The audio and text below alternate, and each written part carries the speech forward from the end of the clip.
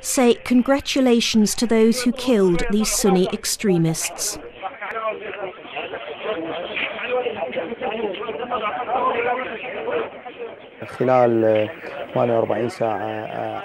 "48 hours later, I discovered that my cousin's killers were militiamen who were operating as death squads inside the police and the army.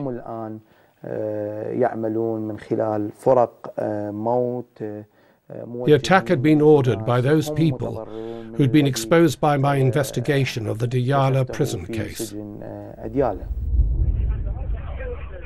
The massacre of his family hasn't silenced him, exactly the opposite. He told us he had proof of other crimes committed by the police while Jabber was Interior Minister. He's got a lot more documents and tapes in his office. His office is outside the green zone. It's a risk to get there. It's a risk I'm going to take because I think this is important. So it's only about 500 yards outside the green zone, and we're going to go with him in a blacked out van and an armed convoy because I want to get these documents and these tapes.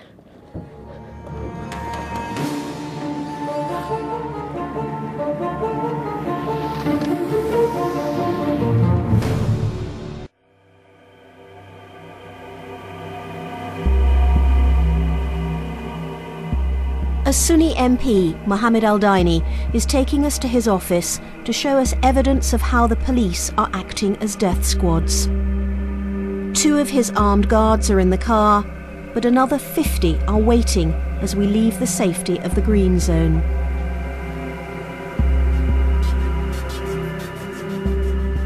A dozen cars, 4 armed men in each, 2 pickup trucks with mounted machine guns. This is what it takes to be a member of Iraq's new democracy.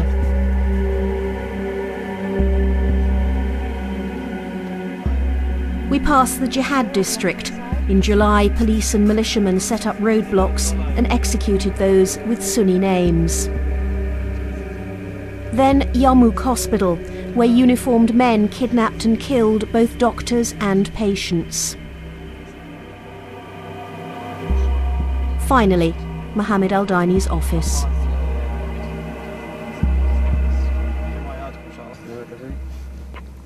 Short, uneventful journey, just the way I like it. Okay, Mumtaz, fantastic. I'm not sure I can even get out. There's so much stuff here. The risk now is that word gets around that foreigners are here and worth kidnapping. So I've just talked to our security guy about where we are. He's quite cool about it. We were going to stay 10 minutes. He's saying we can actually stay a little bit longer, but not much longer. Okay, thank you.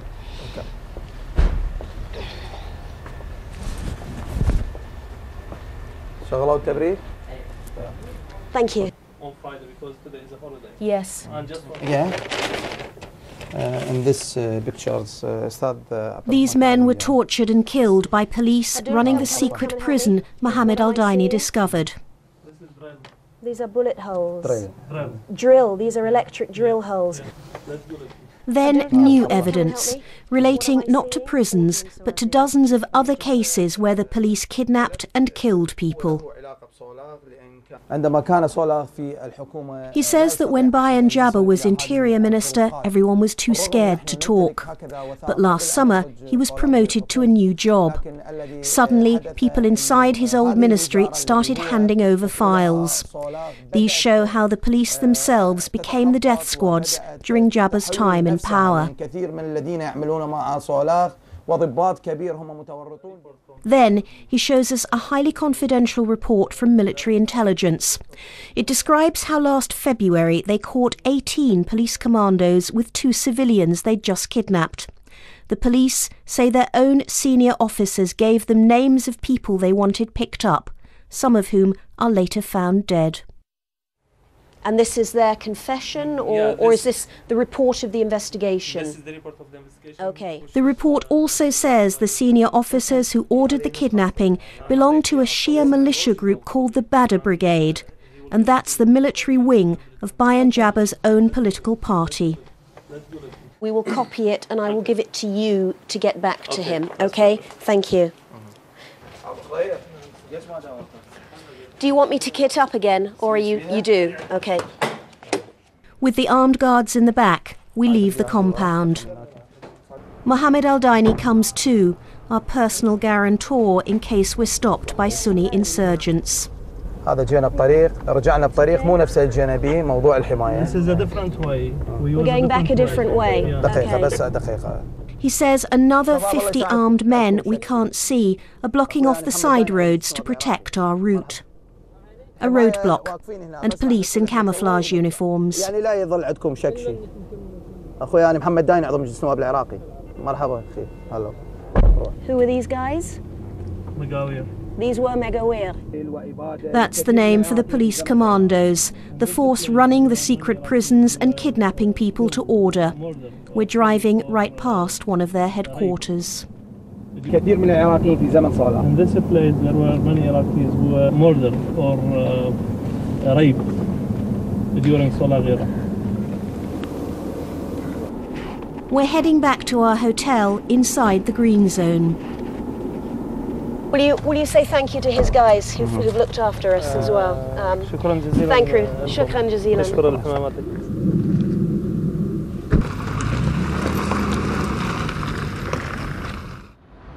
The Al Rashid used to be the poshest hotel in Baghdad. It took a battering during the American invasion. But at least there's electricity, unlike most Iraqi homes, and it's a safe place to hear more evidence about Bayan Jabbar's time as minister. The only place that we can talk to you on. Ada Usairin was a human rights minister in the last government. Her team kept bringing her reports of torture inside the Interior Ministry itself. So I didn't believe them because it's a ministry that belongs to the government and the Interior Minister has to know about it. So not the second time, the third time I said, can I come with you? Inside, she found dozens of people being abused. The story of one woman horrified her above all others. She told me that she was raped 3 times in the same building. Do you think it happened? Yes, I did. Because she was crying, weeping. She was not acting. And she was still there for 3 weeks. Why was she still there? And the people who she said were raping her, who were they? They are the policemen and the security people who were in the Interior Ministry. Ada Usairin lived in exile in Britain for over 20 years after Saddam murdered her son. She calls herself a secular liberal democrat, totally opposed to religion in politics. She confronted Bayan Jabbar about the abuse in his ministry, and he said he'd sort it out. Was the suggestion that he was saying, I admit this is happening, but it's just a few bad people in my ministry? No, he didn't mention that word, that I admit that this is happening. No, he apologized for what happened, and he said, I don't know about it.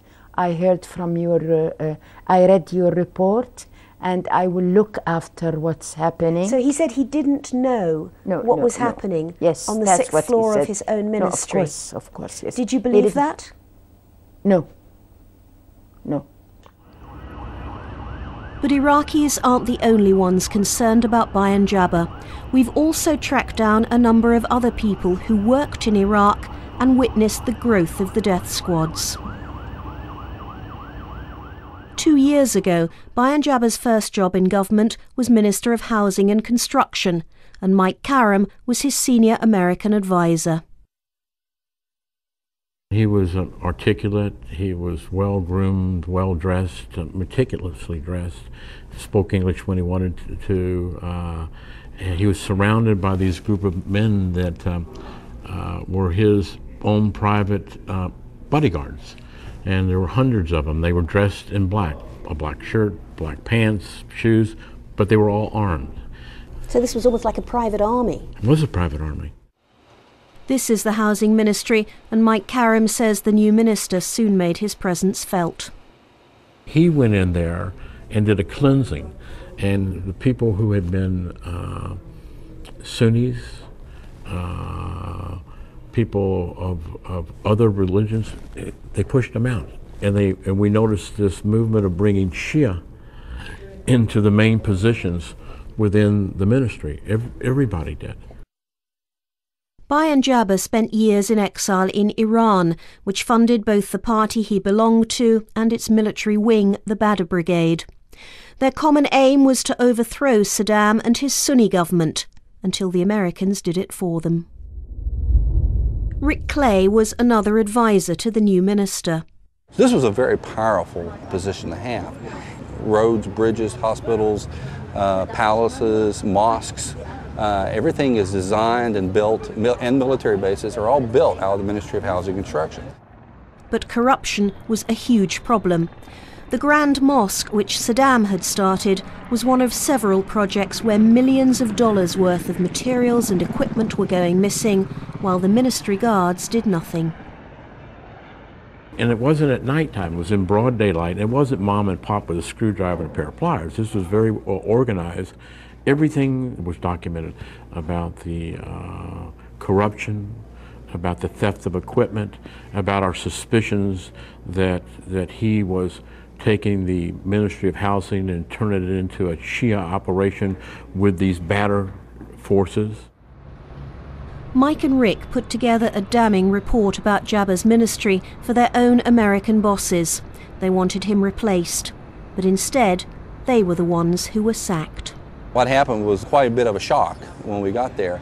When we got there, they decided that Mike and I needed to be replaced, they saw it as being ineffective in dealing with the minister. They decided they were going to keep him, and it was probably more politically expedient to ship us out at that particular time. Mike and Rick didn't talk about what happened for over 2 years, but after Bayan Jabr was promoted to Interior Minister and reports grew about death squads, they became too angry to keep quiet. Every time I see him on TV, it gnaws at my very soul. I've talked to so many people in Department of State, in DOD, the intelligence communities that have dealt with this man, and they feel the same way. This man should not be there. They knew that the guy was doing all this. Now, they may not have liked what I said, they may not have liked me, but how in the hell do you keep him? And you let him continue till now we're at the point of a civil war. Baghdad certainly feels like a city being ripped apart by civil war. In the last year, the pattern of killing has changed. The Sunni insurgents continue to attack the Americans and anyone cooperating with them. But much of the violence now is sectarian and comes from the Shia militia groups with police backing. To reach their victims, we're working with an Iraqi journalist who has to be anonymous for his own safety. Abdullah's been living in London for the last few months and barely recognises his own city. This is the Al-Mansur district. It looks like Oxford Street in London. It used to be very, very crowded of people who came to the restaurant, do shopping, and like these things. Everywhere there is a lorry or a vehicle carrying a family. This vehicle is carrying the furniture of a family, hopefully also from the violence. Touring in the Sunnis district, you find most of the roads are closed by the people to protect themselves. Abdullah's heading to a district called Hurriya, one of the areas worst hit by sectarian violence. He's come to meet a well-known Sunni family. A video of Sheikh Kadem Saeed in happier times. One of the Sheikh's 5 sons was getting married. Although they're Sunni, this is a mixed area, and many of the friends and neighbours they'd invited were Shia. This was March 2002, a year before the invasion.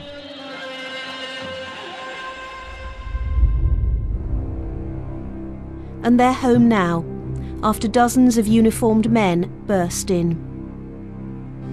This is now a house of 6 widows.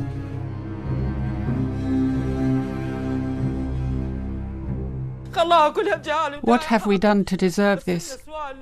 They killed all the men and left all the women. I've no one to complain to but God. It happened last November. Even the youngest children remember it clearly. Haneen was asleep in her